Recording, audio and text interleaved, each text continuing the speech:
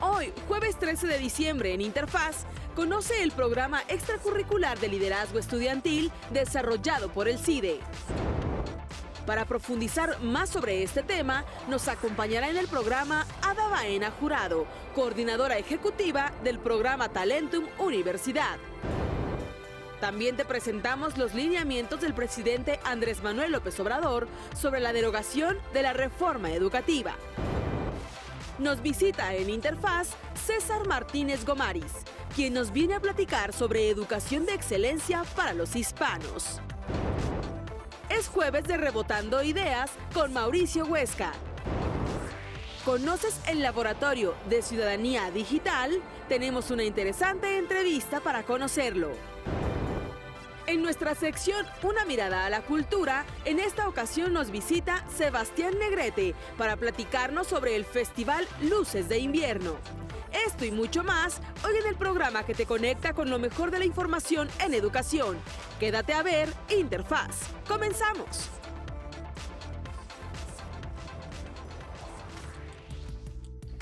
Muy buenos días, amigos y amigas de la Agencia Informativa de Educación de México.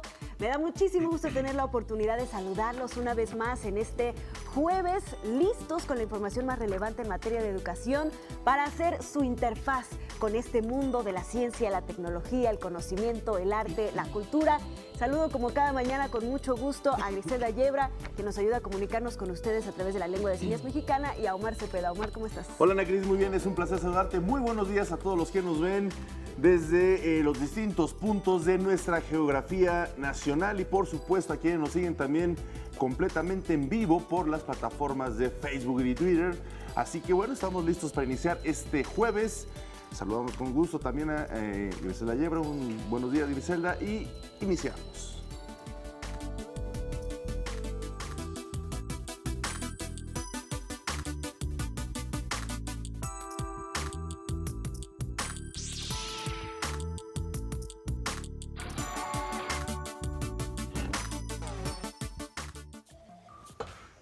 Según la Comisión Nacional de los Derechos Humanos, la discriminación es un fenómeno social que vulnera la dignidad, los derechos humanos y las libertades fundamentales de las personas. Se genera en los usos y las prácticas sociales entre las personas y con las autoridades, en ocasiones de manera no consciente.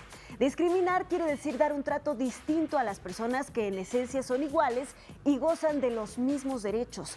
Ese trato distinto genera una desventaja o restringe un derecho a quien lo recibe. En México, 1 de cada 5 personas de 18 años y más declaró haber sido discriminada en el último año, según la Encuesta Nacional sobre Discriminación 2017. Pero ¿cómo afecta esta situación al ámbito educativo? Los tratados internacionales de derechos humanos prohíben toda forma de exclusión o limitación de las oportunidades educativas en virtud de diferencias socialmente atribuidas.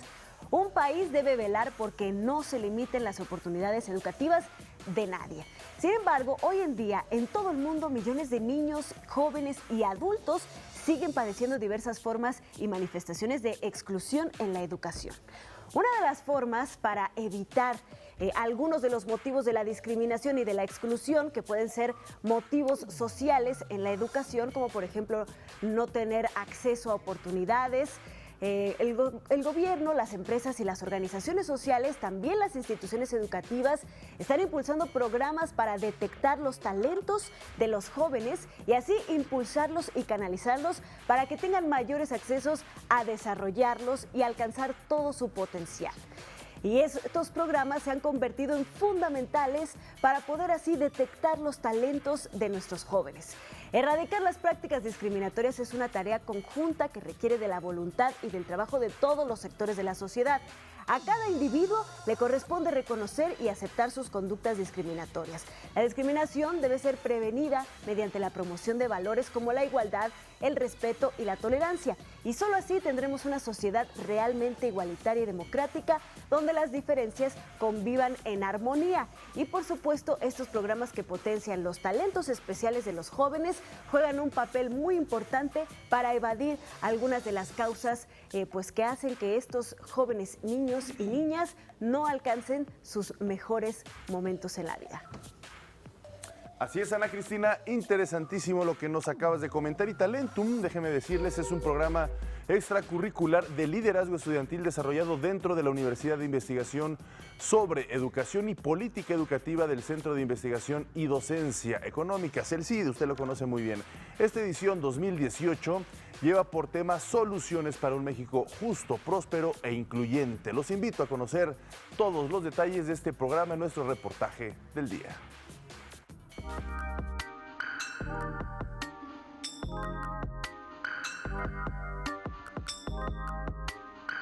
Desafortunadamente, en muchas ocasiones el éxito profesional no depende del conocimiento o las habilidades de las personas, sino del lugar donde nacieron, el color de su piel o las relaciones que les permitan colocarse en algún puesto. Ante la necesidad de identificar y apoyar al talento mexicano, el programa interdisciplinario sobre política y prácticas educativas del Centro de Investigación y Docencia Económicas lleva a cabo el programa Talentum Universidad. Se trata de una intervención educativa de vanguardia cuyo objetivo es identificar a los jóvenes mexicanos talentosos para formarlos como líderes capaces de transformar su realidad y la de su comunidad. Ada Baena, coordinadora ejecutiva del programa, comparte con la Agencia Informativa de Educación de México que año con año 60 jóvenes son formados para contribuir al desarrollo del país por medio de la educación. Es un programa que originalmente está pensado para crear élites meritocráticas diversas en su, pasado, presente socioeconómico, en la composición geográfica de donde vienen, en que sea interdisciplinario. Los estudiantes que concursan y que son seleccionados vienen de distintas carreras de todas las universidades públicas y privadas del país, crear los líderes que México necesita.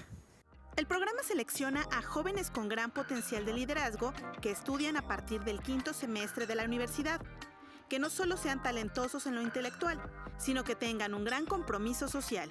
Que realmente estén comprometidos con crear cambios en México, cambios positivos, que tengan mucho compromiso social, que tengan quizá un historial de apoyo en su comunidad, que tengan ese potencial de liderazgo que Talentum está dispuesto a desarrollar en ellos con todos los componentes del programa. Desde 2014, Talentum Universidad publica una convocatoria en la que pueden participar estudiantes de universidades públicas y privadas, los cuales deben cumplir con una serie de requisitos, someterse a algunas entrevistas y desarrollar un ensayo de pensamiento crítico. Del proceso de selección, que en la edición 2018 realizaron más de 14,000 jóvenes, son seleccionados 30 hombres y 30 mujeres que forman parte de la generación que inicia su formación con una semana de inducción. Durante el programa, estos jóvenes deben desarrollar un proyecto de impacto social. Para hacerlo, tienen el apoyo de académicos del CIDE, además de que se les pide buscar un mentor, es decir, un profesionista destacado en su área que les brinde un acompañamiento académico. A ello se suma la realización de una práctica sombra con líderes de alto nivel de dependencias de gobierno o de empresas destacadas en su ramo que estén relacionadas al perfil y las carreras que estudian los participantes. El programa contempla un viaje internacional en el que visitan una universidad, donde asisten a conferencias y talleres enfocados a la temática que se desarrolla a lo largo del programa. Muchos de ellos consiguen becas para irse a estudiar al extranjero, becas muy muy buenas que jamás habían pensado que tendrían. Creo que una parte de ese impacto es la confianza que ellos adquieren en las capacidades que tienen y en lo que pueden lograr. La formación y experiencia que les imprime este programa les brinda herramientas para destacar en sus ámbitos académicos o profesionales. En la actualidad, la Universidad de Carnegie Mellon ofrece una beca a los egresados de Talentum para realizar la maestría en políticas públicas en temas relacionados con tecnología, mientras que la Universidad Hebrea de Jerusalén les brinda posibilidades para posgrados en temas de agricultura y manejo del agua.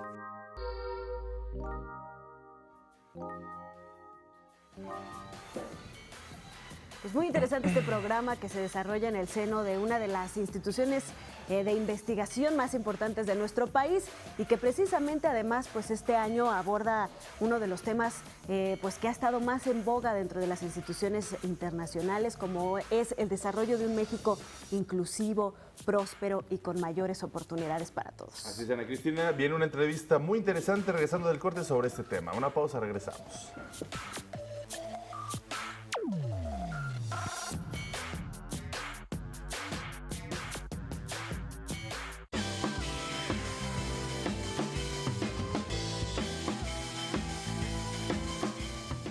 Gracias por seguir con nosotros en Interfaz y bueno, queremos profundizar más en este tema, en este programa tan interesante desarrollado por el CIDE desde el 2014, teniendo su primera generación en 2015 y para darnos todos los detalles, seguramente muchas personas están muy interesadas en conocer más, nos está acompañando en el estudio Ada Baena Jurado, ella es coordinadora ejecutiva de este programa Talentum Universidad del CIDE. Ada, muchísimas gracias por acompañarnos esta mañana. Muchas gracias, Ana Cristina. Bienvenida, un placer saludarte. Te veíamos antes del corte ahí en la cápsula que presentamos, pero siempre es mejor verte aquí y tenerte en vivo. Bienvenida, buenos días. Muchas gracias, buenos días. Ada, pues yo quisiera comenzar preguntándote, desde el 2015 están haciendo este programa, ¿cuáles son los principales resultados que tú has visto? Me imagino que han podido dar seguimiento a estos jóvenes a los cuales canalizan, a los cuales desean pues explotar y potenciar todos sus talentos y pues lo más interesante es saber cómo han logrado concretar todo este apoyo de estos jóvenes. Ok, así es, hemos visto ya bastantes resultados en las generaciones anteriores. Debo decir que son muy poquitos años para ver pues, logros enormes que esperamos ver también en largo plazo, pero sí, nuestros egresados regresaron a sus escuelas, a sus comunidades, a desarrollar proyectos de impacto local, a aplicar para maestrías, doctorados en el extranjero o nacionales. En realidad no es... Es indistinto, esto depende pues, de sus caminos profesionales que hayan elegido. Como escuchamos en la cápsula, cada uno estudia carreras completamente diferentes, en universidades completamente diferentes y pues, por supuesto tienen caminos profesionales ya más delineados por el programa, pero que los llevan a diferentes lugares. Claro. Tenemos también ya los que se han incorporado a la vida laboral, pues obteniendo posiciones de bastante liderazgo a pesar de sus cortas edades aquí en México, en gobierno, en empresas y también en el extranjero. Claro. Oye, Ada, fíjate que es un término muy interesante, ¿no? El liderazgo estudiantil, cómo los jóvenes deben de lograr impactar en sus comunidades, pero un joven que nos está viendo y de repente dice, bueno, ¿cómo sé yo si soy o no un líder, si tengo las atribuciones de un líder, el perfil, el carácter, o cómo poder encontrarlo? ¿Cómo dimensionan ustedes desde este programa Talentum Universidad del CIDE este perfil de liderazgo? Ok, los requisitos, por un lado, para pertenecer al programa son pues, estar cursando, digamos, a partir de quinto semestre, no importa cuál carrera, no importa cuál universidad, pública o privada en todo el país. Un promedio mínimo de 8, que en realidad tampoco es tan alto para que pueda cubrir pues, la mayor parte de la población universitaria. Cartas de recomendación, una carta de motivos, o sea, y aquí lo que buscamos es realmente qué es lo que han hecho en sus trayectorias académicas. No estamos buscando a los que tienen puro 10, aunque por supuesto que llegan, claro, sino que estamos buscando a los que se han interesado por desarrollar pequeños proyectos comunitarios. No sé, hay muchos que están interesados en hacer grupos de debate, pero pues también tiene que ver con cuáles son los temas que les interesan. Hay quienes ya han participado en grupos, no sé, de enseñanza de matemáticas para niños en situaciones desfavorables, etcétera. O sea, pueden ser como pequeñas acciones, pero que van creando como ese camino de líderes, sí, de decir, yo tengo intenciones de hacer algo mejor, algo más allá de solo ir a la escuela y sacar buenas calificaciones. Y eso es realmente lo que nos interesa detectar en estos chicos. Por un lado, por supuesto, el proceso de selección en este primer filtro tienen que presentar todos estos documentos que avalen pues, que son estudiantes regulares, que no tienen materias reprobadas. Eso sí pues, nos interesa, o sea, tampoco queremos que sean personas inconstantes en sus estudios. que sí Habla de un tengan como compromiso, ese, ¿no? ese perfil como de esfuerzo, de dedicación, que pues, sí nos interesa. O sea, evidentemente para llegar a ser líder en una comunidad o en cualquier empresa que se propongan, tiene que ver mucho la resiliencia, la persistencia, estas cosas como más inmateriales, intangibles, que nosotros detectamos durante el proceso de selección.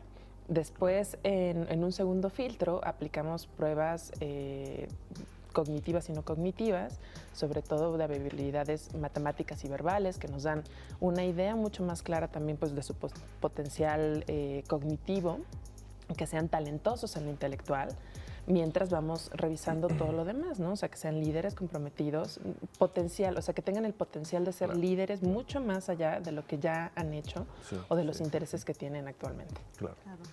A mí me recuerda mucho, aunque no exactamente, pero sí hay varias becas que buscan estos mismos perfiles, por ejemplo, la beca Chevening, ¿no? del Reino Unido, que busca estos perfiles de liderazgo. ¿Cuál es la importancia, Ada, desde tu perspectiva, ya habiendo pues tenido la experiencia de trabajar con varias generaciones en este programa, de resaltar a estos perfiles, de encontrarlos y de potenciarlos, y qué tanto se deben de potenciar? Bueno, para empezar, nosotros los tomamos desde que están, pues, digamos, a la mitad de su licenciatura. O pueden ya estar a punto de egresar, pero esa es la parte más sustancial de lo que nosotros hacemos en Talentum. Antes de que salgan de la universidad, nosotros desarrollamos su potencial de liderazgo.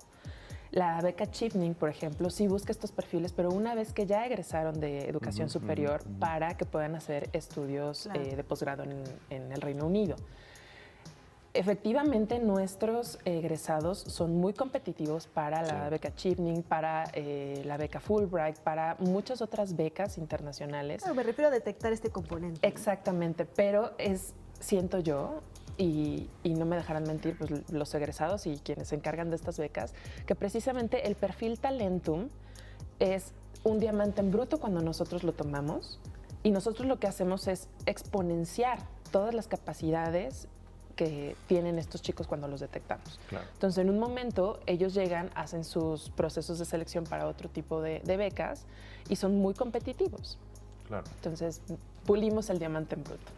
No, pues es en realidad una parte muy loable lo que están haciendo, porque pues, en efecto muchas veces los jóvenes necesitan esos impulsos y además ir adentrándose al componente que dices, una educación integral, de acción, pero una acción canalizada al desarrollo de las sociedades, en fin, muy interesante. Lamentablemente se nos termina el tiempo, nos gustaría también que próximas ocasiones pudieras invitar a alguien que ya forma parte de esta beca para poder platicar cómo ha sido su experiencia. Mientras tanto, regálanos una página de internet que permita a los jóvenes pues, acceder a ello y conocer más a fondo. Claro que sí, nuestra página de internet es talentum.cide.edu. Y en nuestras redes sociales también pueden encontrarnos en Instagram, Twitter y Facebook como @mxtalentum. Nuestra próxima convocatoria saldrá el próximo año, a finales de enero, principios de febrero. Ahí pueden encontrar toda la información también. Y pues como siempre, agradecer a quienes hacen posible este programa. Esto es parte del PIPE, del CIDE.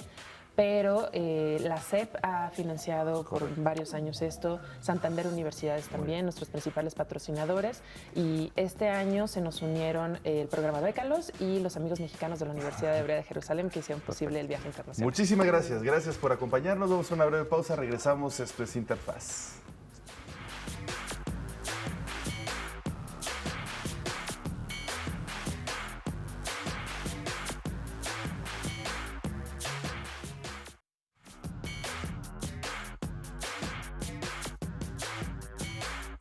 Ayer les presentamos la iniciativa para reformar el artículo 3º constitucional que envió el presidente Andrés Manuel López Obrador a la Cámara de Diputados. Esta pretende construir un nuevo sistema educativo que garantice una educación en todos los niveles, pública, gratuita, de calidad y con equidad para todos los mexicanos. Vamos a ver los lineamientos, que presenta precisamente esta ley. Bajo la premisa de que la educación debe ser un derecho para todos, el gobierno del presidente Andrés Manuel López Obrador inicia una nueva ruta en materia educativa. A través de una iniciativa de reforma al artículo 3º constitucional, se busca garantizar el derecho a una educación de calidad y con equidad en todos los niveles educativos. La iniciativa agrega por primera vez a este artículo el concepto de niñas, niños y jóvenes, a quienes se les confiere el interés supremo de la educación que imparte el Estado. El secretario de Educación Pública, Esteban Moctezuma Barragán, detalló que a los principios tradicionales de la educación ahora se suman conceptos de integralidad, equidad y excelencia. Al hablar de equidad, estamos conscientes de que en México la educación más pobre se le da a los más pobres y eso tiene que cambiar. Tenemos que hacer un esfuerzo de fortalecer el sistema educativo para que rompa una de las causas de la pobreza en el país. El principio de equidad que se establece permitirá también una política incluyente, adecuada a esta diversidad cultural y étnica, la cual incorpora un énfasis en la educación indígena bilingüe y bicultural, a fin de combatir las desigualdades sociales de género y regionales. Este nuevo enfoque establece la obligatoriedad de la educación superior y para alcanzar este objetivo se ampliará la cobertura entre 10 y 12% en cada universidad. Se crearán 100 nuevas instituciones de educación superior y se entregarán 300,000 becas en todo el país a estudiantes de escasos recursos, a fin de evitar la deserción. La propuesta que analizarán los diputados incluye el derecho de los docentes a acceder a un sistema permanente de actualización y formación continua. En este propósito, también se fortalecerán las escuelas normales. La reforma consagra la atención prioritaria al fortalecimiento de las escuelas normales y de las instituciones de educación superior que brindan formación docente, para actualizar sus métodos de enseñanza y mejorar la calidad de la educación. No podemos cambiar la educación si no nos vamos al origen. La iniciativa también propone mirar a la educación con una visión regional para implementar contenidos y políticas diferenciadas según las características de las regiones del país. Se introduce la visión regional, que promoverá la formulación de contenidos y políticas diferenciadas. Un país pluriétnico, pluricultural como México tiene que tener una política diferenciada en materia educativa y permitirle a las regiones expresarse a través del sistema educativo. En escuelas de educación básica en zonas vulnerables, se contemplan acciones de carácter alimentario, así como la implementación del sistema de becas Benito Juárez. La propuesta presidencial también representa un giro en el perfil de la educación, pues vuelve a otorgar un lugar fundamental en los planes de estudio a conceptos como valores, civismo, historia, cultura, artes, deporte y el respeto al medio ambiente. Establece también la desaparición del Instituto Nacional para la Evaluación de la Educación, que será sustituido por el Instituto Nacional para Revalorización del Magisterio y la Mejora Continua de la Educación. Entre sus competencias tendrá determinar estándares e indicadores de resultados, certificar el desempeño de instituciones y autoridades para emitir lineamientos para la capacitación magisterial y la formación docente, además de realizar estudios, mediciones e investigaciones. Contará con un consejo consultivo integrado por representantes de todos los actores del sector educativo. Será transeccional y realizará un programa indicativo de largo aliento que permita darle continuidad a la política educativa, en la que estén incluidas todas las voces, como lo asegura el presidente Andrés Manuel López Obrador. Este nuevo plan educativo, es importante destacar que se ha llegado a un acuerdo inicial con padres de familias y con maestros. Esto es un cambio importante, una diferencia con relación a la manera en que actuaron cuando impusieron la mal llamada reforma educativa. Esta iniciativa fue enviada a la Cámara de Diputados. Deberá seguir su curso legislativo en el Senado de la República y posteriormente ser aprobada por al menos 17 congresos estatales. Una vez que sea avalada, se construirán las leyes secundarias con la participación de todos los actores involucrados en la educación. Y esta mañana ante los medios de comunicación el presidente Andrés Manuel López Obrador habló sobre la iniciativa que se envió ayer a la Cámara de Diputados para reformar el artículo 3º constitucional. Afirmó que en el nuevo acuerdo educativo se cambiará la evaluación a los maestros por una capacitación voluntaria. Un tema central que ofendió a maestras y a maestros fue lo de la evaluación, la manera en que se les aplica a ellos solamente. Si se trata de evaluar, ¿por qué no se tiene un instituto de evaluación para conocer el desempeño del presidente, de los secretarios, de los dirigentes sindicales, de todos? ¿Por qué fue a los maestros a los que se les dirigió este operativo? Además, la evaluación tiene que ser voluntaria, y más que evaluación tenemos que hablar de capacitación, y los maestros no se niegan a eso, pero ofendieron mucho al magisterio. Y bueno, también dijo que el magisterio es el gremio o uno de los gremios que más se prepara para su profesión por su compromiso con la sociedad, y aseguró que la autonomía de las universidades estará garantizada en este nuevo acuerdo educativo. Incluso se comprometió con los periodistas a que se incluirá de manera explícita este término en la redacción del nuevo plan. Así pues lo que ha sucedido en materia de educación en el nuevo gobierno federal. Vamos a hacer una pausa y regresamos.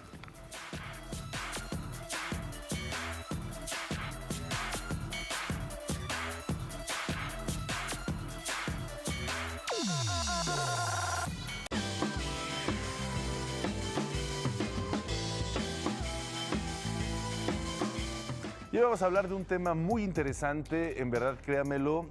Tenemos el gusto de que se encuentre en el estudio de Interfaz de Televisión Educativa César Martínez Gomaris. Él es presidente de Mass Consulting Group, quien nos viene a platicar, especialista en temas de educación, pero de educación de excelencia para los hispanos allá en los Estados Unidos, componentes muy importantes. César, gracias por estar con nosotros.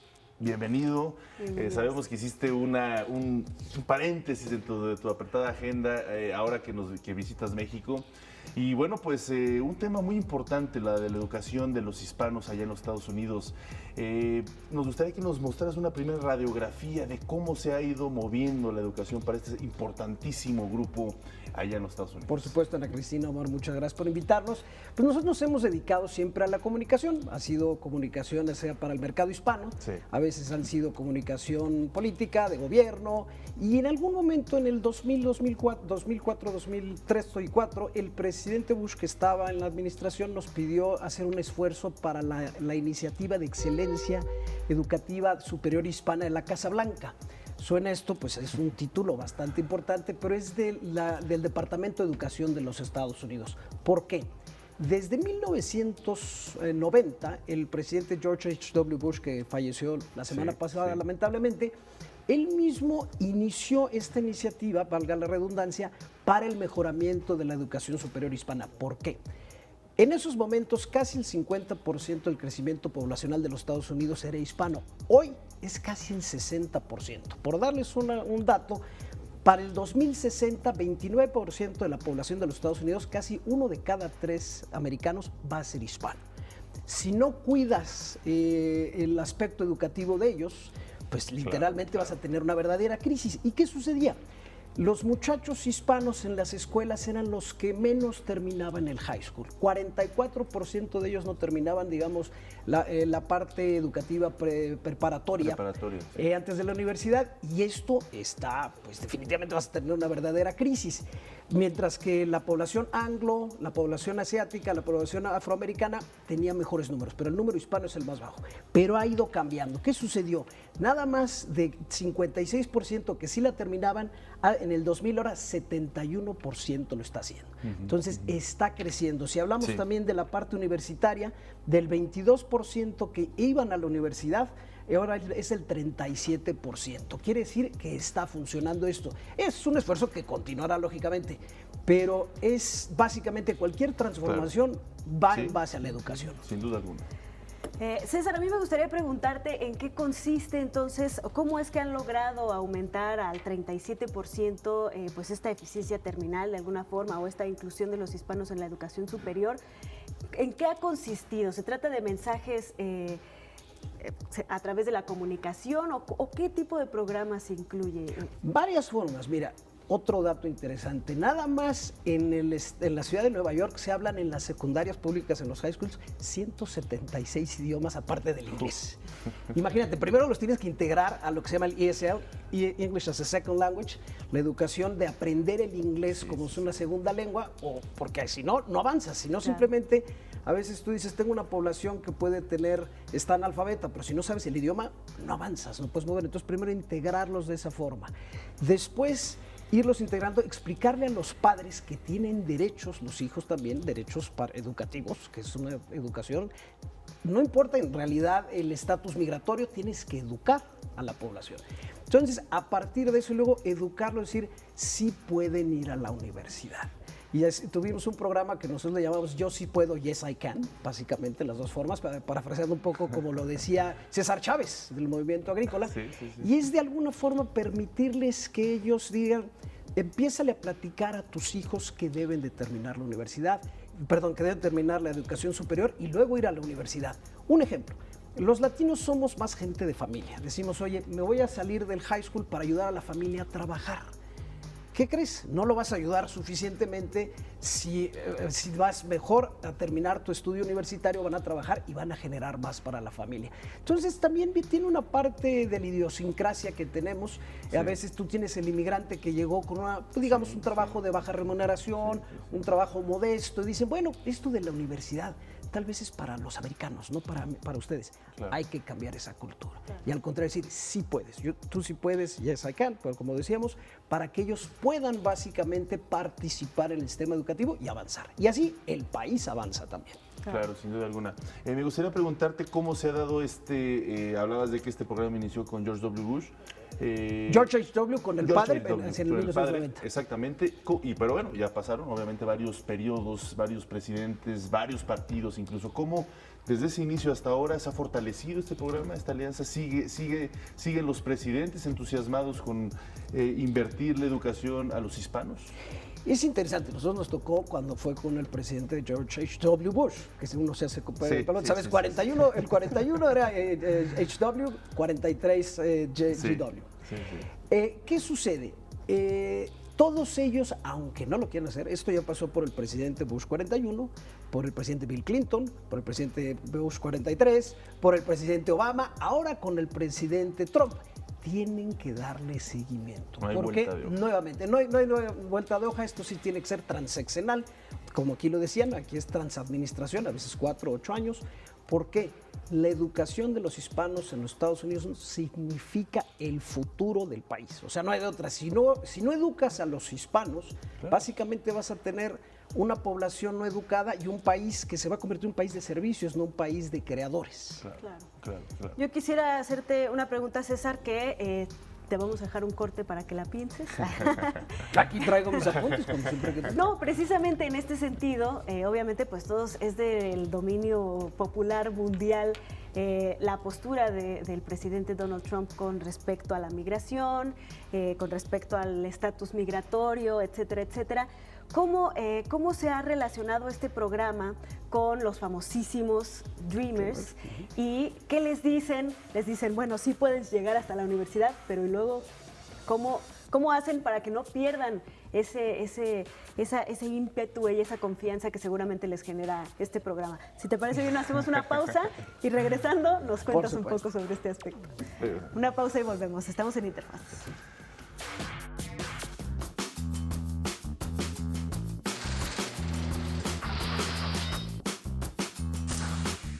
En 1943 nace el cineasta mexicano Arturo Ripstein, que dirigió la película El Castillo de la Pureza.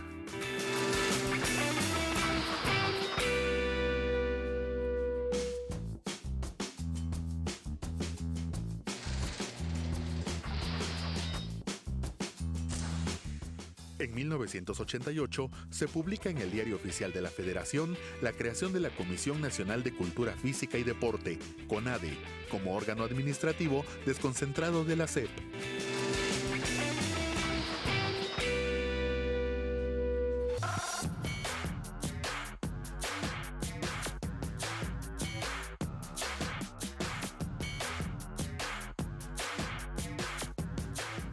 Gracias por seguir con nosotros en Interfaz. Estamos en una interesantísima charla con César Martínez Gomaris. Él es presidente de Mass Consulting Group. Y bueno, nos está platicando de un programa, de un proyecto que empezó en 1990 y cuyo objetivo pues ha sido impulsar a que pues los millones y millones de hispanos que viven en los Estados Unidos sepan que tienen derecho a la educación e impulsarlos a que alcancen los niveles más altos en este pues escalafón educativo. Y bueno, antes de irnos al corte, yo te hacía la pregunta, César, de pues cómo se relacionan con los Dreamers, ¿no? Y qué pasa con esta condición que ellos tienen, cómo hacen para seguirlos alentando a no perder pues el foco, ¿no? de estudiar. ¿Qué sucede? El presidente Obama tuvo una acción ejecutiva en la cual a los muchachos, a los Dreamers, se les permitió a aquellos que eran menores de cierta edad, que los padres los llevaron fuera de su voluntad a vivir a los Estados Unidos sin documentos. ¿Y qué sucede? La parte educativa, si hablamos de los Dreamers, es lo mejor de los inmigrantes. ¿Por qué? Se les ha invertido desde su educación primaria, su educación secundaria, su educación superior. Son gente preparada, son americanos, a final de cuentas. Son gente que en los Estados Unidos es un país de inmigrantes. Y ellos representan precisamente, aunque sus padres hayan llegado con un trabajo modesto por necesidad, ellos se han preparado, muchos de ellos universitarios, muchos de ellos en el ejército, muchas gentes aportando mucho. Entonces no puedes desperdiciar esa gran parte de los inmigrantes. Claro. Quiéralo o no el presidente Trump, que esa acción ejecutiva dijo, ya no voy a meter las manos, no le estoy, digamos, yo suspendiendo, no me meto contra ellos, pero que la decida el Congreso, que eventualmente el Congreso lo va a tener que hacer. En respuesta a esto, inclusive nos involucramos este año en las elecciones de medio término, siempre hemos hecho también política, porque al final de cuentas hay que ayudar a la comunidad. Y los hispanos participamos muchísimo más, éramos los que menos participábamos en las elecciones de medio término. Ahora casi se dobló la participación, hay un nuevo Congreso, se nivelan las cosas. Y una de las cosas que va a tener que hacer el Congreso, Nancy Pelosi lo está liderando, es tratar ya de por fin pasar una reforma migratoria. Y lo primero que tiene que ser son los Dreamers. Entonces, yo veo un buen futuro para los Dreamers, yo veo definitivamente que esta vez deben de tener, pero ya bajo una ley del Congreso, si no, pobres están en un limbo, y siendo gente que aporta tanto al país, debemos de darles a ellos sus derechos, pero sus derechos permanentes, a poder ser residentes, ya luego será la cuestión de ciudadanía, pero porque ellos educativamente representan lo más importante y, nuevamente, el futuro de los Estados Unidos. Oye, ¿tienes segmentado, César, dentro de este grupo hispano, cómo se desarrollan los países, ¿no? Los mexicanos, los puertorriqueños, los dominicanos, las distintas confluencias hispanas en términos educativos en los Estados Unidos? Por ejemplo, ¿cómo estamos los mexicanos, los migrantes mexicanos en ese sentido? No tengo el número exacto, pero sucede lo siguiente. Lo que sí se sabe que los que más estudian en los Estados Unidos son los de origen asiático. Los asiático-americanos son la gente que más participa. ¿Por qué? Porque los padres desde chicos le dicen, te fijas también los hindús americanos, son aquellos que hasta ganan mucho el Spelling Bee, que estos son los concursos para ver cómo se deletrean palabras. Desde la casa se les pone la parte de la educación. Entonces es muy importante para cambiarle el chip. Es un chip. A los muchachos hay que comenzar desde la casa. Los primeros maestros son los padres y ellos mismos son los que tal vez ellos a veces no hablan el idioma. Imagínate estar en un país donde no hablas el idioma, lo difícil. Y los hijos hablan inglés, los padres español. Y luego hay una mezcla. Pero lo importante es que los padres están buscando una mejor educación para sus hijos. Yo lo que invitaría siempre a los padres es decir, oye, sigue esa educación superior. No importa si yo no lo logré, tú lo tienes que seguir. Claro. Pero les buscaré esos números para una siguiente vez. La próxima vez que estés por acá. Sí, claro. Yo quisiera preguntarte, César, existe este fenómeno, sobre todo resaltado en los últimos años, de el regreso, ¿no?, de los Dreamers a sus países de origen. Por ejemplo, México, ¿no?, que ha estado recibiendo a algunos de estos jóvenes que, como tú bien mencionas, pues son unos jóvenes muy preparados a los cuales se les ha invertido mucho en cuanto a su educación, a su preparación, que tienen un mundo particular dentro de su visión. ¿Hay alguna recomendación que ustedes hagan para los países que también fuera de los Estados Unidos reciben a estos jóvenes para seguirlos alentando y aprovechando? Totalmente, yo recomendaría a México de tener un contacto permanente porque tienes muchachos súper preparados. Que literalmente pues fue el sistema educativo de los Estados Unidos fue quien los preparó, pero tienes que mantener ese enlace porque a final de cuentas los Estados Unidos somos tal vez el tercer país más poblado de hispanos en el planeta, somos ya casi 60 millones, somos más que canadienses en Canadá, españoles en España, después de México somos el segundo país hispanoparlante más grande, porque Brasil pues hablan portugués, entonces ve el tamaño de eso, la relación de México con sus Dreamers puede ser interesantísima, que ellos también puedan venir a aportar. Me encantó la entrevista que tuvieron antes con la amiga que hablaba de las becas Fulbright y sobre ese diamante que se debe de pulir. Definitivamente los Dreamers es un gran diamante, en el cual el sistema educativo mexicano decirles, oye, ¿por qué no invitarlos a participar en cuestiones conjuntas? O inclusive decir, oye, ¿por qué no apoyamos un poquito más tu educación allá?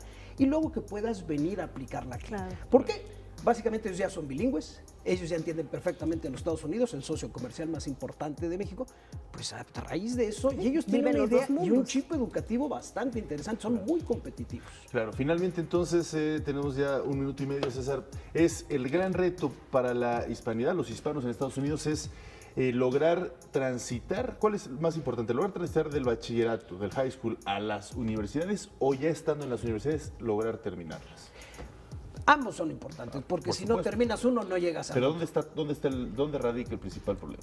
Primeramente en el high school hay que ir subiendo todavía esos números, pero sobre todo la universidad, porque en el momento en que tengamos a todos los muchachos hispanos con la idea, tengo que ir a la universidad, cambia mucho la ecuación, suben los niveles adquisitivos, sube básicamente los niveles de conocimiento y avanza a los Estados Unidos. ¿La deserción se da principalmente en high school?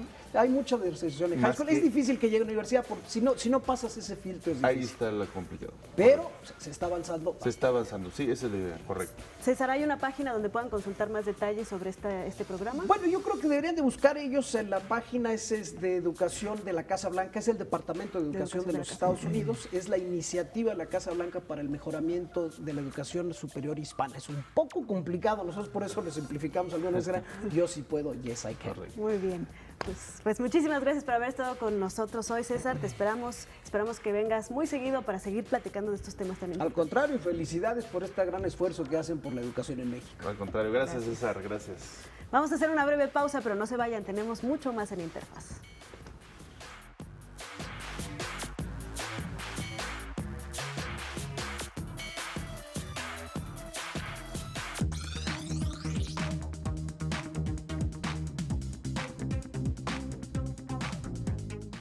Muy bien, seguimos con más temas en Interfaz y hoy es jueves de Rebotando Ideas. Se encuentra como cada jueves precisamente nuestro consejero del Instituto Electoral de la Ciudad de México, Mauricio Huesca, quien vamos a platicar sobre un tema muy importante, siempre delinear, desmenuzar cómo son los procesos en una elección, pues es muy importante tratarlo.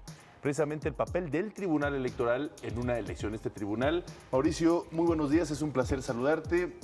A grosso modo, antes de escuchar las preguntas de nuestros jóvenes estudiantes, hoy tendremos la participación de una estudiante del Politécnico Nacional.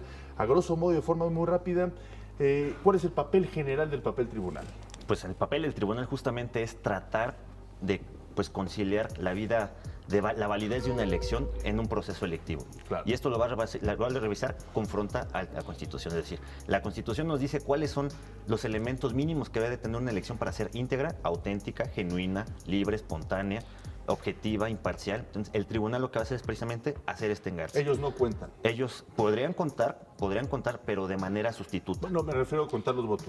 Sí, de manera sustituta, como en el caso de Puebla sucedió, que es desde luego que el tema era un tema de la cadena de custodia, que así le llaman en términos jurídicos, que es el resguardo del documento electoral una vez de que pasa la jornada electoral. O sea, mucha gente se queda con la idea de que pasa la elección y ¿qué pasa con los paquetes? Bueno, hay que resguardarlos. Y precisamente ese es el tema en el caso de Puebla que generó esta controversia, de si había una custodia o no de esos documentos electorales. Perfecto. Muy bien. Pues Mauricio, si te parece bien, como bien lo dijo Mar, hoy tenemos la participación de una estudiante del Politécnico, Daniela Escamilla, que estudia Ingeniería en Telemática. Vamos a ver qué pregunta acerca de este tema. Hola, ¿qué tal, consejero? Buenos días, tengo las siguientes preguntas.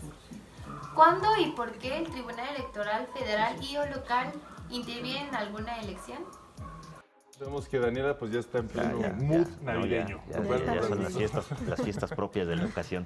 Sí, bueno, pues el tribunal justamente interviene dentro del esquema del federalismo judicial. El Tribunal Electoral del Poder Judicial de la Federación solamente puede, por excepción y extraordinariamente, conocer de una elección local.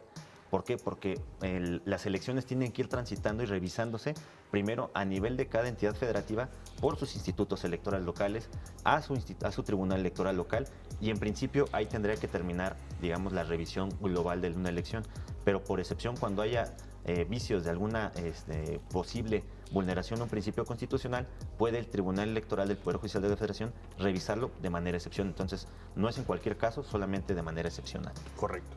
Bueno, Mauricio, vamos a escuchar la segunda pregunta de Daniela Escamilla, quien estudia en el Instituto Politécnico Nacional, Ingeniería en Telemática. ¿Las resoluciones que lleva a cabo el Tribunal Federal son definitivas o hay algún poder superior? Bueno, pues es muy importante esa Sí, pregunta. ¿no? Porque, ¿qué pasa ahí? ¿Sigue el proceso si todavía no queda claro o ya son la última voz? A nivel nacional es la última voz, se le llama que es definitivo e inatacable, entonces ya lo que resuelva el Tribunal Electoral en una elección tanto de Presidencia de la República, de gubernaturas, senadurías, diputaciones o ayuntamientos, ahí se queda, es la última instancia. Quizá por alguna responsabilidad ulterior solamente podría conocer ya tribunales internacionales como el Tribunal Internacional de Derechos Humanos, la Comisión Interamericana de Derechos Humanos, pero solamente para recomendaciones al Estado mexicano. ¿Cuántos conforman un tribunal? ¿Cuántos miembros conforman? Son 7 magistradas y magistrados lo que forman parte de la máxima casa, que es el Tribunal Electoral del Poder Judicial de la Federación, pero a nivel de cada entidad federativa puede ser variable, entre 3 y 5. Entre 3 y 5. Sí. ¿Y cuántas, una vez que se da una resolución por parte del Tribunal Electoral, me imagino puede haber impugnaciones o algunas, no sé, interponer algunos recursos para, por lo menos, si no es por otra instancia, que esa misma instancia lo vuelva a analizar el tema? ¿Cuántas veces se puede hacer esto? Puede haber hasta 3 cadenas impugnativas nada más, no más de ahí, porque la tercera es la definitiva e inatacable y hasta ahí se queda el asunto. Y siempre se revisa por el mismo tribunal. Son 3 instancias distintas, la local y una federal, o pueden ser 2 federales, dependiendo cómo venga el tránsito, pero sí, la última instancia, que es la sala superior, esa ya es la que pone ya la última cereza al pastel. Ya ahí no hay vuelta atrás. Muy bien, pues sí, interesante aclarar esto porque la gente puede, ¿no?, decir hasta dónde se puede llegar o no en ciertos momentos complicados de alguna elección. Vamos a oír la tercera pregunta, si nos lo permiten. Adelante. ¿Qué instancia legitima como ganador a un candidato o candidata en una elección que ha sido impugnada? Bueno, pues ahí la última instancia que legitima es la Sala Superior del Tribunal Electoral, tal como pasó en el caso de Puebla, en el cual pues primero había el Tribunal Local de la entidad federativa en Puebla, había determinado que era válida la elección, luego se presentó un proyecto en la Sala Superior que fue ventilado, había en este tema de rendición de cuentas, en el cual proponía la nulidad de la elección, pero finalmente las 7 magistrados, por una mayoría calificada, es decir, no fue unánime el proyecto, se determinó que rechazaban el proyecto de nulidad de la elección. Ya los magistrados federales. Exactamente, claro. Por una votación. O sea, ahí entró, digamos, el proceso a la parte de los magistrados locales de Puebla y al final quien tomó la última decisión fue la sala superior. Exactamente. Entonces ahí quedó una decisión 4-3 a favor de confirmar y votaron en contra el proyecto que proponía la nulidad de la elección y finalmente se declaró válida la misma.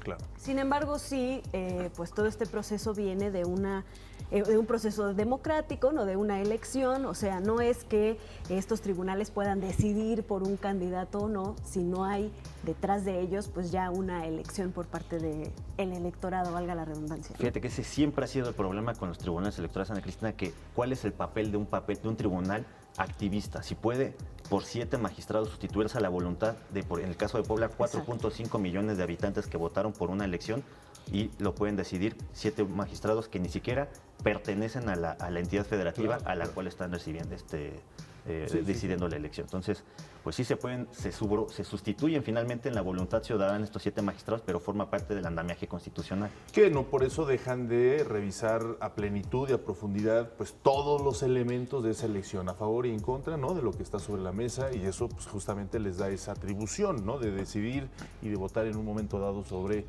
qué es lo que ellos, a partir de las evidencias, consideran que es lo mejor en ese momento votar, ¿no? Sin duda alguna, como pasó en el caso de Puebla, que fue decretada la violación, pero para juicio de ellos dijeron no hay de la entidad suficiente para y seguirá habiendo temas así, ¿no? Así en el futuro, porque sí son las elecciones, son cuestiones vivas, son cuestiones polémicas, son cuestiones que, bueno, esperemos que cada vez sean menos complejas, pero para eso precisamente responden los tribunales electorales. Muy bien, pues interesantísimo, Mauricio. Muchísimas gracias por estar con nosotros. ¿Qué temas vienen de la agenda del Instituto Electoral de la Ciudad de México? Pues tenemos, a nivel nacional, tenemos nuevos partidos políticos, tenemos comités ciudadanos, comités vecinales, tenemos presupuesto participativo, consultas infantiles. Eso en el 2019. Ya entra el... Exactamente. Y muchos otros proyectos además que tenemos. Pues hay que ponerlo sobre la mesa a ver si la próxima vez que nos visites para que pues vayamos ahí dándole seguimiento a esta agenda tan intensa. Gracias, Mauricio. Vamos a una breve pausa. Regresamos. Esto es Interfaz.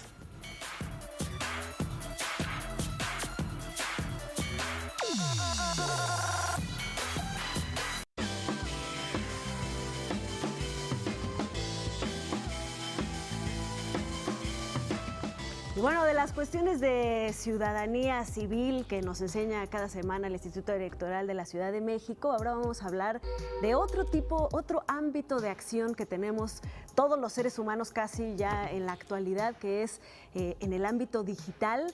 Y bueno, hoy nos acompañan en el estudio Zaira Ramos, coordinadora de programación en el Centro Cultural España del Laboratorio de Ciudadanía Digital, y también nos visita Iraís Reza, ella es la responsable de comunicación de este Laboratorio de Ciudadanía Digital, y vienen a platicarnos sobre el aniversario de este proyecto, pero pues queremos saber también un poco de qué se trata y de dónde viene. Bienvenidas, chicas, muchas gracias por estar con nosotros. Hola, buenos días, muchas gracias por la invitación. Al contrario, un placer. Pues el Laboratorio de Ciudadanía Digital es una iniciativa que está en su 5º año de implementación. Es un proyecto que se hace por iniciativa del Centro Cultural de España en México, Fundación Telefónica y el Ateneo Español. Es decir, es un proyecto de cooperación, ¿no?, que involucra recursos privados y públicos. Trabajamos también con la Secretaría de Cultura de aquí de la Ciudad de México, que trabajamos en la red de Faros, y es una plataforma de formación que combina la ciencia, las artes y las TICs para generar ciudadanos y ciudadanas críticas, ¿no? Entonces, claro, es un proyecto que tiene perspectiva de derechos humanos, perspectiva de género y diversidad cultural, entonces abonamos como a las dos partes, ¿no? Por un lado, trabajar con niñas, niños y jóvenes en las habilidades técnicas, ¿no?, lo que significa aprender cómo funcionan las cosas, una computadora, las redes sociales, la televisión, todo, pero desde un sentido crítico, ¿no? No solamente usarlas por usarlas, sino hablar desde estas perspectivas y desde estos temas que es derechos humanos, perspectiva de género, que pues abonan a tener una sociedad más justa, ¿no? Como los tiempos pues, son bastante críticos ahora en todos los términos sociales, entonces siempre buscamos como que generar espacios de convivencia para la creación colectiva, para generación de comunidad y para hablar de estos temas que son necesarios en la actualidad. Sin duda alguna. Sí, además pues son cosas irreversibles, ¿no? Vivimos en constante identidad con pues todo lo que son las nuevas áreas tecnológicas, y qué bueno que se utilicen estas plataformas, ¿no? Que la que nos comentabas. ¿Para quiénes van dirigido? ¿Está abierto para todo el público ¿O hay algún tipo de dirección específica de edades o sexo, en fin? Sí, bueno, pues estamos dirigidos a niños, niñas y jóvenes, y también tenemos una línea que es para formadores. Entonces está bastante completo, nos enfocamos específicamente a esos grupos, pero las actividades son completamente gratuitas, ¿no? Gracias a esta colaboración que mencionaba Zaira, sí, pues no tiene ningún costo y no nada más estamos en el Centro Cultural de España, sino como mencionaba, estamos en la red de faros y en muchas otras sedes alrededor de la República Mexicana, ¿no? Entonces, claro, con las actividades hemos alcanzado a estar como en estos 5 años en 100 sedes, ¿no? Entonces, pues... Platícanos algunas de estas actividades, ¿cómo son? ¿Cómo es la metodología o cómo son las prácticas? Bueno, básicamente son talleres ya sean de 20 horas o talleres más largos. Ahora igual Zaira nos puede platicar de los talleres permanentes que están en el Centro Cultural, pero la mayoría de las actividades son talleres pequeños para que mayor número de niños y niñas y jóvenes puedan ingresar, ¿no? Entonces, pues... tenemos un montón de actividades. Los talleres estos permanentes están en el Centro Cultural. Sí, pues en el Centro Cultural trabajamos una línea que es sobre apropiación de medios de comunicación y también perspectiva de género.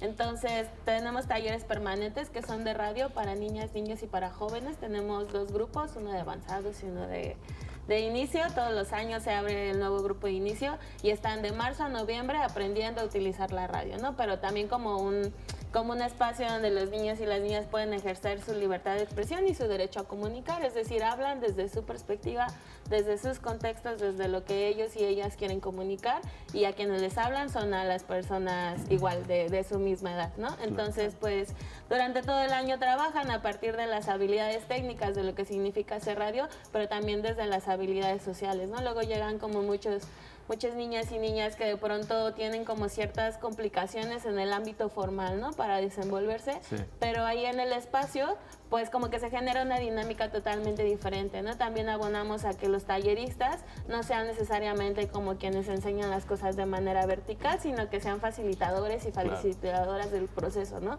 Entonces más bien se va generando ahí como una cosa de aprendizaje ida y vuelta entre todas y todos, y pues es como bastante bonito ver, ¿no? Como de repente llegan niñas y niños que no hablan para nada y al final son los que quieren hacer todo, ¿no? Y estar todo el tiempo frente al micrófono. Y reiterar que son completamente gratuitos.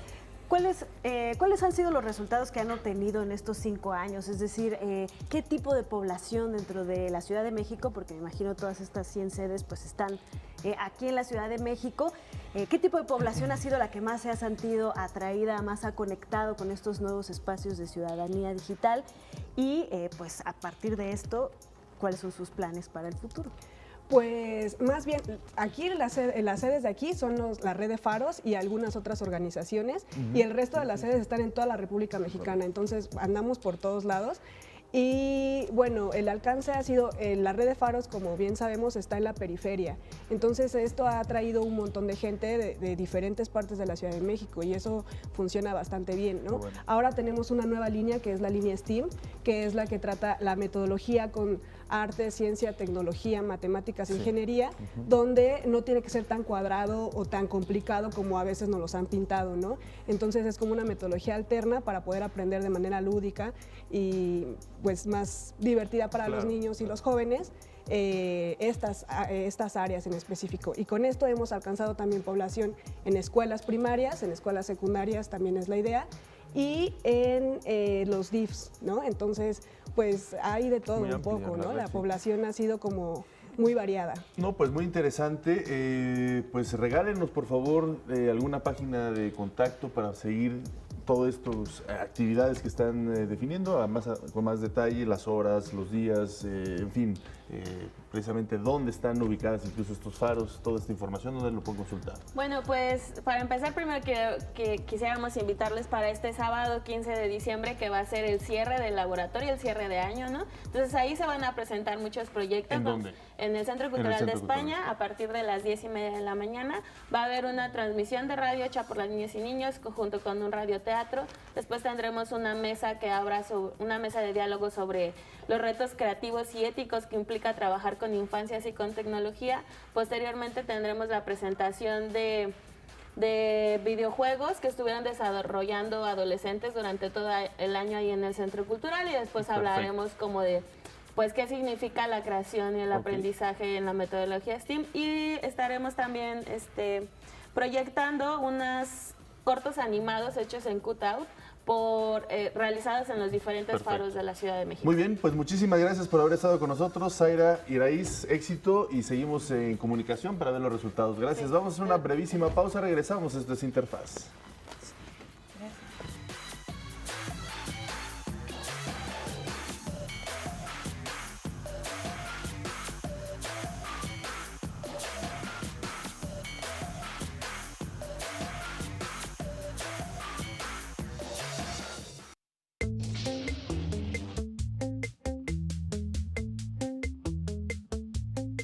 Y pues ya estamos en pleno centro de las fiestas decembrinas. Por fortuna, pues muchos ya salen de vacaciones y las actividades culturales en nuestro país se vuelven un verdadero agasajo para disfrutar desde muchas aristas nuestras vacaciones. Bueno, pues hoy tenemos en nuestra sección Una mirada a la cultura a un joven muy talentoso, un cantante del Poder Coral, así él nos pidió que lo presentáramos, cantante del Poder Coral. Él es Sebastián Negrete. Y nos va a hablar sobre un concierto muy interesante que se va a presentar en el Festival Luces de Invierno, que llega al Centro Nacional de las Artes. Y bueno, obviamente este festival trae muchos conciertos, muchas presentaciones artísticas, pero Sebastián Negrete nos va a hablar de un concierto. Sebastián, un placer saludarte. Hola, muchas gracias. Aquí en el estudio de Interfaz y platicarnos de este concierto, ¿de qué se trata? Pues sí, ahora vengo a invitarlos a ustedes y a toda su audiencia a este concierto de Navidad. Se llama Navidad Jazz con Anaí St. John. Anaí St. John es una cantante de jazz que viene desde Nueva Orleans a cantar con nosotros. Este concierto va a estar muy padre. Somos más de 100 coristas en el escenario. Se juntan todos los coros de Poder Coral, que es una organización que fundó el director Aquiles Morales, nuestro director. Y estamos en este concierto haciéndole los coros a Anaí St. John en arreglos originales de dos grandes arreglistas, Cristóbal Marján y Asael Espíndola. Correcto. Entonces, pues suena exquisito esto que estás comentándonos. Claro que sí.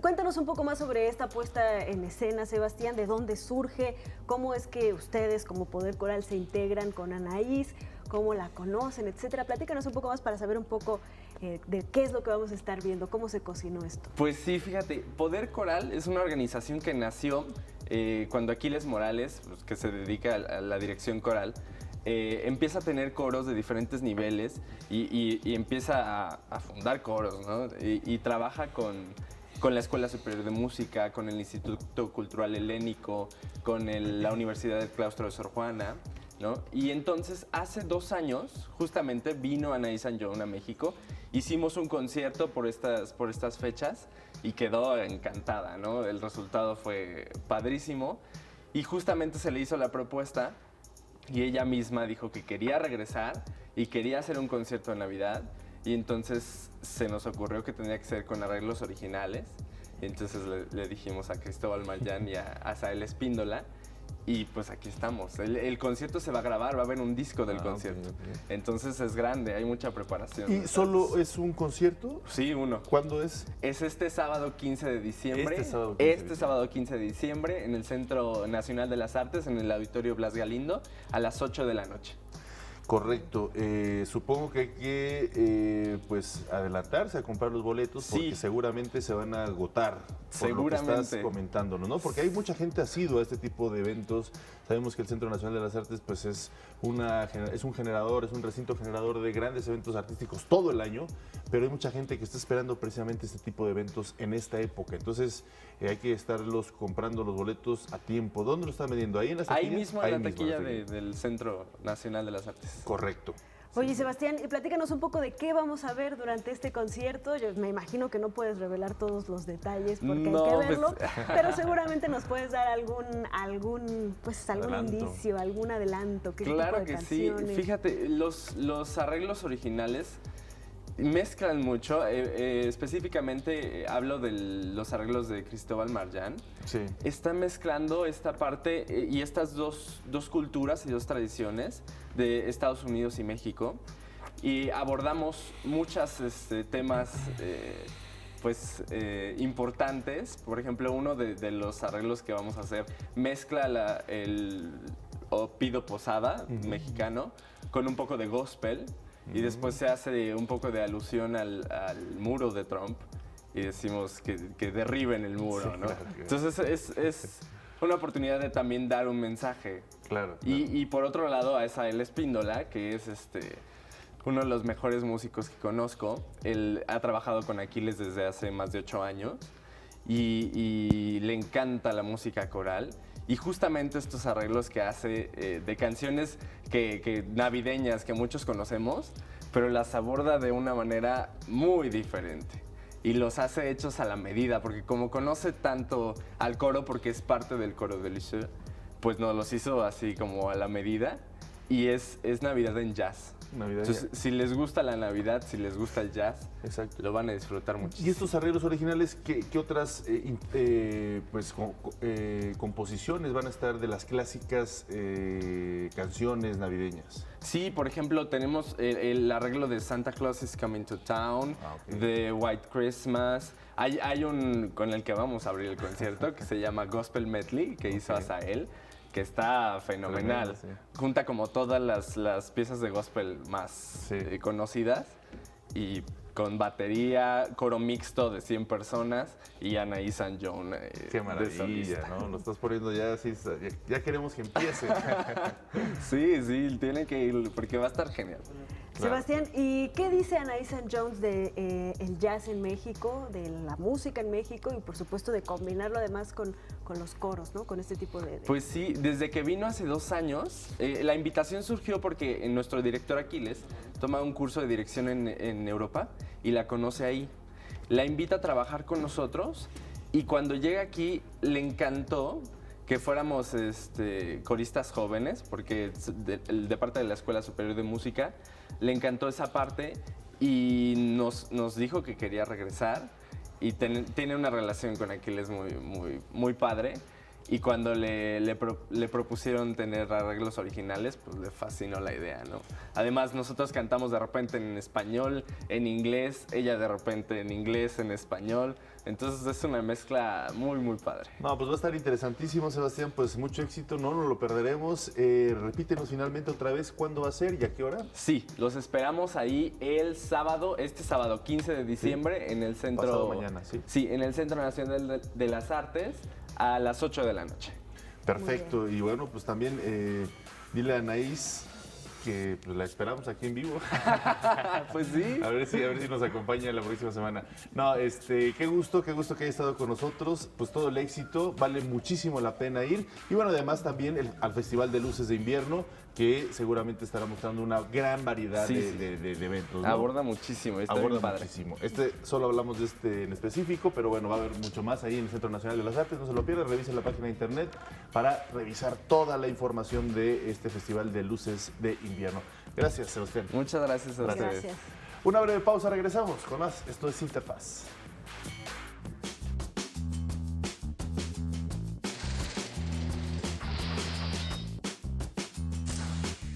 Isabel la Católica fue proclamada reina de Castilla el 13 de diciembre de 1474 en Segovia.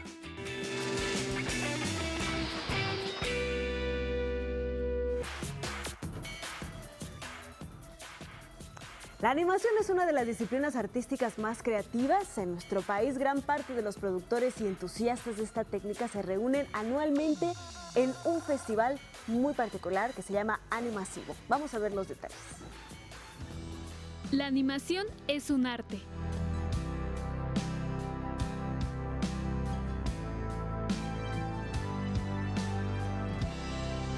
El Festival de Animación Contemporánea de la Ciudad de México nació en 2007 como parte de la formación de una generación de creadores emergentes. Animasivo es una plataforma dedicada a la animación contemporánea que busca promover, difundir e invitar a la producción de la imagen animada en nuestro país. Este proyecto inició hace 11 años dentro del Festival del Centro Histórico ante la falta de un espacio de programación de animación independiente. Cuando nace Animasivo no existe ningún lugar en el país donde se pueda estudiar animación. Ha cambiado a lo largo de estos 11 años mucho la situación. De hecho, ahora tenemos 8 o 10 universidades o academias donde podemos estudiar animación. E incluso hay muchas páginas web, YouTube, Vimeos, en los que podemos ver tutoriales gratuitos o pagando de animación. Desde los orígenes del festival, se ha incentivado a creadores para interesarse en esta técnica de movimiento de dibujos, figuras e imágenes. A mí me llena de orgullo que la gran mayoría de los estudios que existen en México, que tienen 5, 6, 8, 10 años, casi todos se forman en los talleres que oferta Animasivo desde los orígenes del festival, porque lo que hace es invitar a una serie de creadores, animadores internacionales, que son los que están formando con estos talleres a toda una generación de artistas y de animadores mexicanos. La animación ha logrado romper las barreras. Ahora, los dibujos animados dejan de ser solo para niños e invitan a todo el público. Este festival ha participado en otros estados de la República Mexicana, como Michoacán, Morelos, Oaxaca, Veracruz y el Estado de México, y a nivel internacional como Argentina, Francia, Polonia, Austria, España, Colombia, Brasil, Italia, Croacia y Noruega. Colaboramos con Procine, que es una institución del gobierno de la ciudad. Entonces, con lo que trabajamos con ellos precisamente es una propuesta para llegar con la programación de cortos de animación a muchos espacios de la ciudad. La animación con música, teatro, danza, GIFs y otras disciplinas artísticas se fusionan en Animasivo. Saber que la animación es un lenguaje que está en todos lados, desde anuncios de bancos a campañas políticas, a comerciales, a videojuegos. Es muy amplio el espectro. Para el próximo año se presentará el DVD de los cortos en competencia de este festival. Y más festivales, el Festival Aural reúne a artistas contemporáneos de México y el mundo para mostrar lo mejor de la música experimental. Una festividad para aficionados a este género y para que nuevos públicos se acerquen a él. Como una iniciativa de promoción dedicada a la música experimental, destaca el Festival Aural, encabezado por el artista sonoro Rogelio Sosa y la colaboración de diversos colectivos. La música experimental son todas estas músicas que están abriendo brecha, que se encuentran entre los géneros establecidos, música hecha por artistas, músicos, bandas, que tienen un nivel de propuesta muy alto, ¿no? Estamos muy acostumbrados a escuchar géneros muy establecidos y hay que saber que hay gente en el mundo que nos dedicamos a buscar, digamos, ¿no? Nuevas estéticas, nuevas estrategias, nuevas formas, básicamente. Este programa de conciertos que inició en el 2010 se ha dedicado a convocar artistas de todo el mundo que tengan proyectos muy consolidados y también ha dado apoyo a proyectos emergentes, pues en palabras de su director, es un festival donde caben todo. Sosa dijo que para todos aquellos que desconocen el contenido del encuentro, se trata de música nueva que propone atender algo diferente a lo que se está acostumbrado a escuchar normalmente. Solo invita a que se atrevan a vivirlo. La música experimental pues engloba muchos géneros, desde el rock, el jazz, la música clásica contemporánea, la improvisación, la electrónica, y eso es el Festival Aural en realidad. La edición de este año cuenta con la participación de más de 20 artistas de 12 países. Todos vienen con el mismo objetivo, mostrar proyectos nuevos y darse a conocer ante el público mexicano. Además, las presentaciones son en un formato que permite disfrutar mucho las propuestas e interactuar con los músicos abajo de los escenarios. El plato fuerte, digamos, o los platos fuertes que tenemos nosotros, tenemos este cuarteto que se llama Made to Break, un cuarteto de jazz experimental o de free jazz, liderado por Ken Vandermark, que es un saxofonista norteamericano muy importante. Y también está la banda Mou, que viene de Noruega, que colabora con una saxofonista también muy importante que se llama Mette Rasmussen de Dinamarca. El día de mañana, sábado 8 de diciembre a las 19 horas, se realizará uno de los conciertos en Mártires de la Conquista en Tacubaya. Tocarán Moe, Mabe Frati, Concepción Huerta, Camil Mandoki, Ciudadano Estridentista, entre otros. Cabe mencionar que el evento es gratuito.